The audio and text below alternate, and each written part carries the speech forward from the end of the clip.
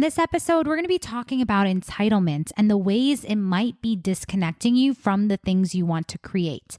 I'm going to give you 3 ways to start engaging with it in a more useful way so that you can get back to actively creating the things that you desire. You ready? Let's do it.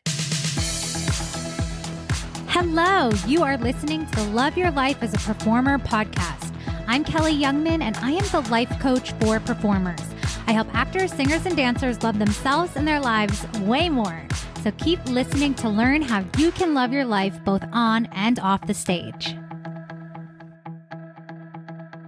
Hello, and welcome back to episode 52 of the Love Your Life as a Performer podcast. Before we jump into today's episode, I want to just say I am celebrating the fuck out of my clients. And I wanted to share a few fun wins that have been happening recently that I think just reflect the value and commitment that my clients show up to the work with, to our coaching with, and as a result, their lives are freaking changing. One of my clients is celebrating consistent 6K months. Another client said no to working a survival job that was really depleting and then went on to make more money than they've ever made in 1 month, right? Like, the possibilities change when our thoughts change. The possibilities shift and the reality shifts when we expand what we are actively creating, right? And this client also just had a Broadway callback and is now closer to their dream than ever before. Another client is freaking heading to Paris and taking their husband on a vacation. And it's something that they've wanted to do for a really long time. And now that their business has grown and expanded and they're leaning into their acting career, like, it's all just so freaking possible, right? And now it's like this manifestation, this dream that's in real time happening in real life. Like, how freaking cool is that? You know, the wins that my clients are experiencing, yes, are directly related to their career. And again, they're also related to life, right? It's like being willing to honor raising your rates, being willing to investigate, how can I show up for my dream in a way that feels healthy and supported.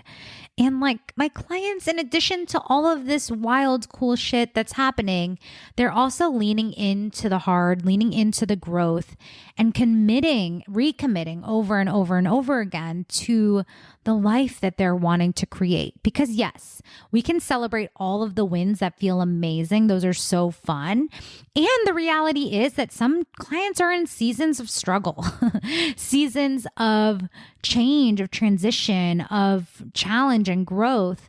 And those are just as fucking celebratory and worth acknowledging, because through that work, that's what creates the breakthroughs, right? Being willing to go through the shit, knowing that who you get to be on the other side it's going to be worth it, right? I feel like I'm definitely in a season of like, I just went through a huge year of transformation. I shared some of it on the podcast last week. And now I am in the freaking season of like soaring. Like, I keep just coming back to like, this is my season to soar. And it feels so aligned, so delicious, so happy, so bright. And it's not necessarily better or more valuable than the other seasons that have been really hard, right? Like, we get to celebrate both ends of the experience, knowing that all of it is always contributing to our highest growth, expansion, and living the life that we really truly desire, right? With that, let's jump into today's episode. You know, something that's been coming up recently for clients is a little bit of entitlement. And I think entitlement shows up in a few different ways. You know, it can show up with entitlement to jobs. You know, I think sometimes, or at least for me in the beginning, right? Like, you go to school, you get the BFA, you're like, great, I'm in New York, I'm auditioning. We sometimes can be entitled and feel entitled to booking work now that we've done the air quote work of getting the degree, right? And we can also be entitled to have things go really easy or really smoothly because that's what we want. And we forget that, yes, we can have all the intention in the world. We can, be aligned and visualizing the best case scenario, and life is gonna life, right? Life is gonna life. Brains are gonna brain. Shit's gonna come up. And like how we relate and respond and receive things when they don't go our way is also just like a subtle sign of entitlement, right? The thing that I really want to talk about on today's episode, though, is when we start assuming that because we have tools, because we have done the work, because we have learned how to navigate our mindset. The way entitlement's been showing up for some of my clients is like them being really surprised or like frustrated and annoyed and disappointed when they bump up against some mind drama. So I've been really enjoying checking in with my clients and holding up the truth mirror and showing them that they're being entitled to having no mind drama. They're being really entitled to feeling like they should have perfect thoughts, perfect awareness, perfect ease all of the time. And in case you haven't realized this, that is just not how human brains work. No matter what, our thoughts are always going to arise. And it's truly just learning how to release that allows us to not be in entitlement. So we're going to talk about 3 ways you can engage with entitlement and allow it to not be a problem. Because again, like as always, the point of this, the point of coaching, the point of learning how to manage your mind is so that you can have more inner peace. And the inner peace is always coming from the amount of neutrality and the awareness, the curiosity that we offer to ourselves, right? And so just so that we're on the same page, right? Like I literally just looked up the definition of entitlement and I'm just going to read it to you, okay?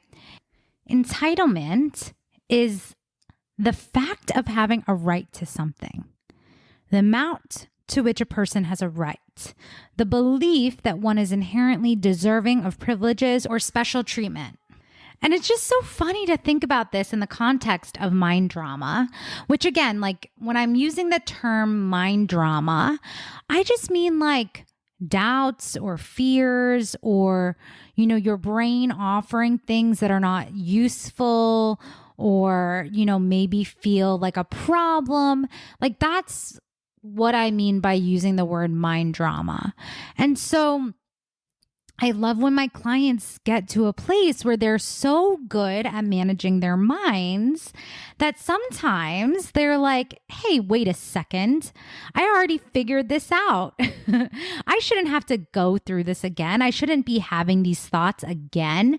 I shouldn't have to work through this discomfort again, right? And so they're feeling very entitled to not having that experience. But like I said, that is just part of the human brain. Right? Like our thoughts just simply come up and it's how we respond and engage with them that creates the neutrality or not.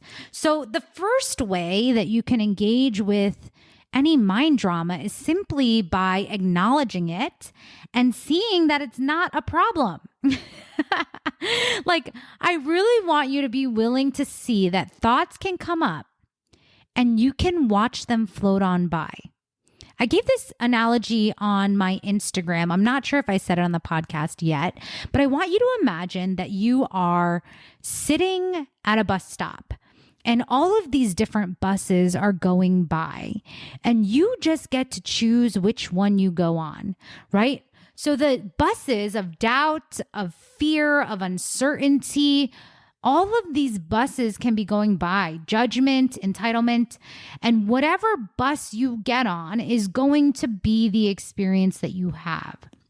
Whatever thought you start engaging with, that's the experience you're going to have, because we know that our thoughts are directly correlated to our feelings, right? So when you're dealing with entitlement, really, truly, the first thing that you want to be willing to do is say, oh, I'm feeling entitled.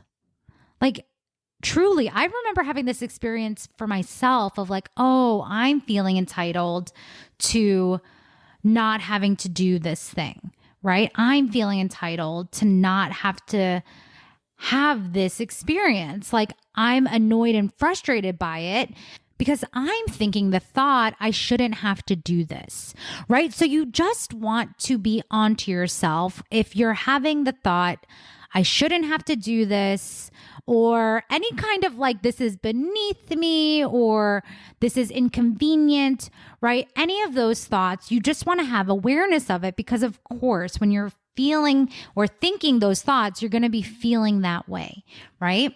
And so the simplest, easiest way to soften entitlement is to acknowledge that you are being entitled. And I have to be honest, the first couple of times you realize it, it's going to be a little uncomfortable, or it might be uncomfortable. And what I strongly recommend is that you're willing to remove the second layer, right? So we're not feeling entitled and then we have the awareness and we judge that we're feeling entitled. No, we simply acknowledge it and witness it in the most neutral, loving way. It's just valuable feedback, okay? The second way you can engage with and sort of navigate entitlement is simply by asking the question, what if that isn't true? What if the opposite is true? So when you're having the thought, I shouldn't have to deal with this, I shouldn't have to do this, right? You're just going to ask yourself the question, what if that isn't true?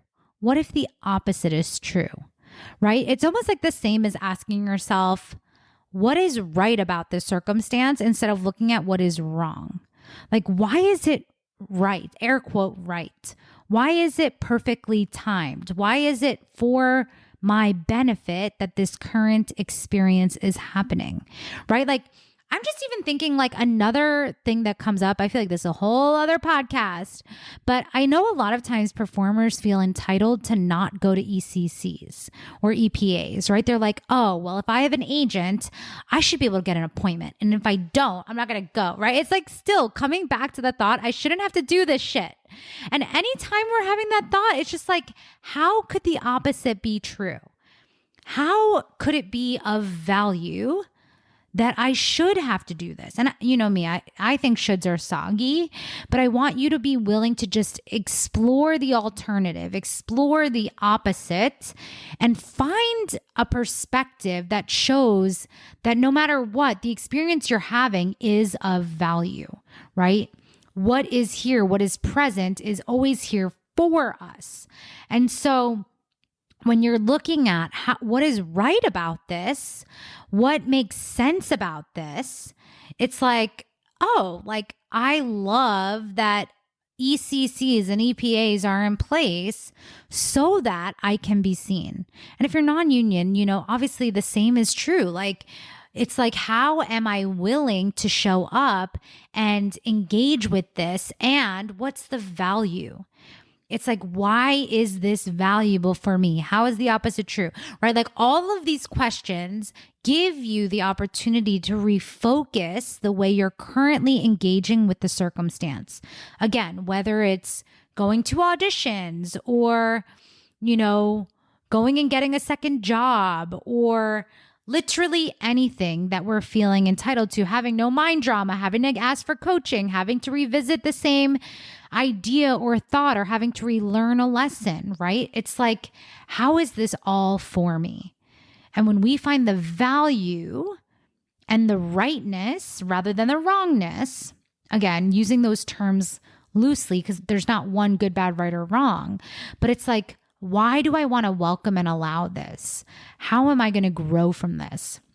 It's just truly changing the perspective of inviting in the thing that you're trying to push away, right? Does that make sense? The third thing that can help when you're thinking about, entitlement and softening entitlement is removing the idea that it's like black or white, all or nothing thinking, right? It's like, again, getting curious with yourself of where you're maybe attached to an idea of perfection or an idea that's like one way or not, right? I'm thinking about this specifically in the realm of like having no mind drama, this idea of like perfection, of like once I've worked through a certain topic or once I've worked through a certain limiting belief, like it should just never come again. It's like, that would be like the idea of like, okay, well, I cleaned my bathroom once, I shouldn't have to clean it again. And it's like, no, of course, over time, you're going to have to clean it again. And like, that's not a problem.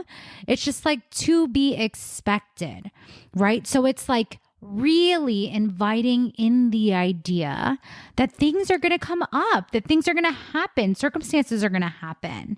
And just because you've gone before or figured something out before, right? It's like really removing the idea that it's a problem and not expecting perfection, not expecting that things should always go your way, which sounds so simple. And you would be surprised. Like, honestly, every time I mention this to my clients, all they do is laugh. We just laugh so hard because it's so funny. Like, it really is so funny that our brains think like this should not be happening. I've already done this before. I don't want to do this again. Like, it's just so telling when our brains want to be really resistant. And like in the humor, in the softening, in the expecting, rather than being shocked by like a lack of perfection, it's just really inviting in that things can change, things will happen, and it isn't good, bad, right, or wrong, right? Sometimes I see clients making it an indicator of, that they're not good enough or they haven't figured it out, or it's like I ended up back here again. And it's like, of course you did. You have a human brain. And when you're able and willing to see that it's neutral, that you can shift your perspective about whatever's coming up, whatever the circumstance is. And when you're willing to drop the entitlement, then there's just literally curiosity, possibility, and the potential for allowing whatever's coming up to be in your favor, to be working out for you, even if your brain wants to perceive it as something that's a problem. Right? So the last thing, again, is really just being willing to not expect perfection of yourself, of the circumstances, of life, of other people, and of your brain, right? Like, we are not robots. We are not machines.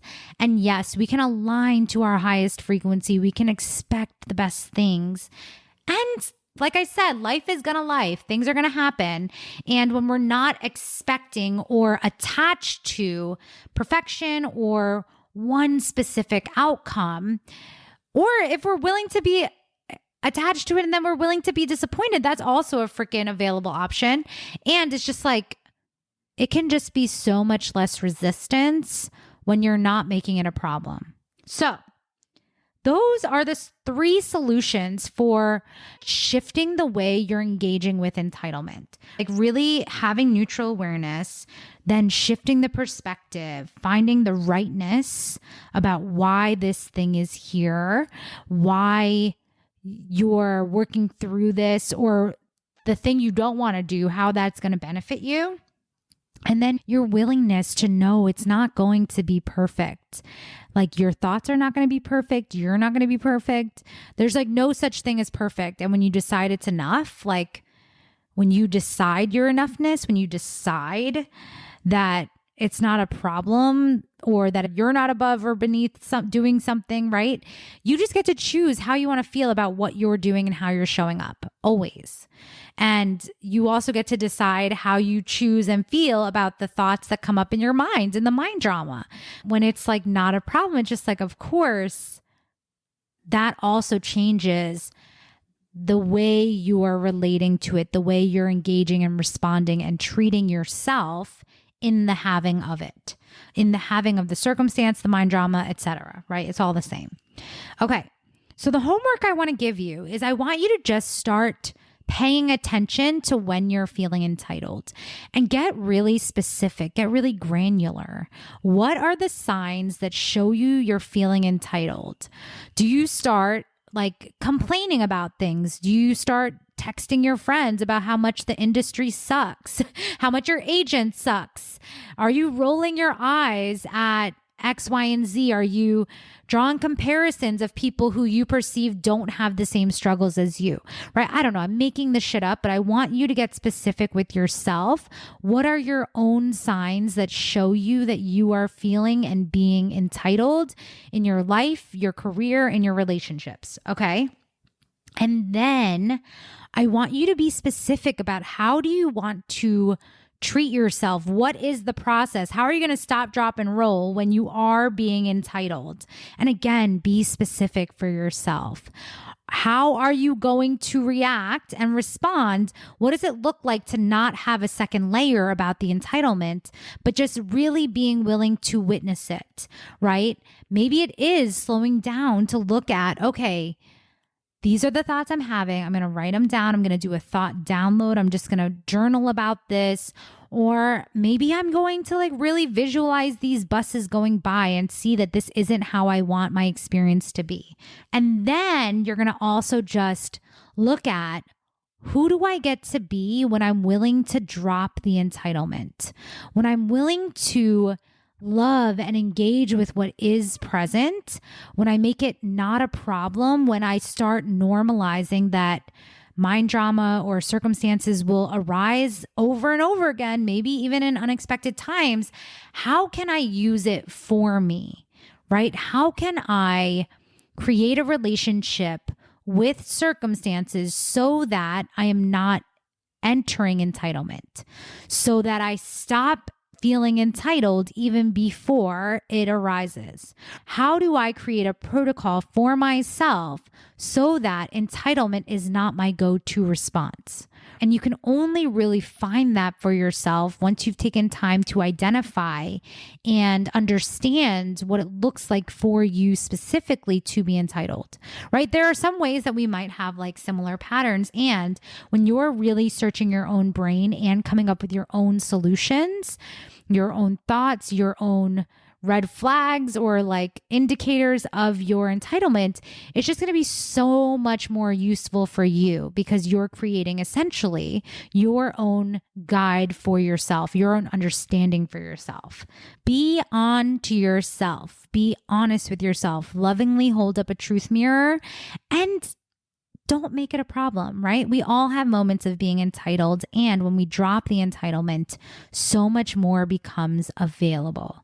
Okay, that's what I got for you this week. If you are listening in real time, I want to just say on the podcast, I've been sharing it on social media, that I do currently have openings for one-on-one spots. We work together for 6 months at a time, and we literally change and address the things that are keeping you up at night so that you can live a healthier, more aligned, less stressful life. And you can start creating proactively the things you want to be experiencing. Like, it's that simple. Life can feel really fucking good, even as a professional actor, singer, dancer, even as a creative that's living a creative life. Like, there's just literally no limit to what you can create.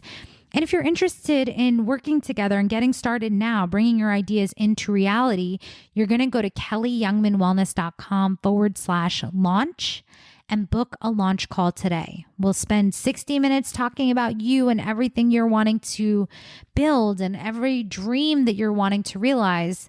And we're just going to get to work and we're going to create it. Okay. I will meet you back here for another episode.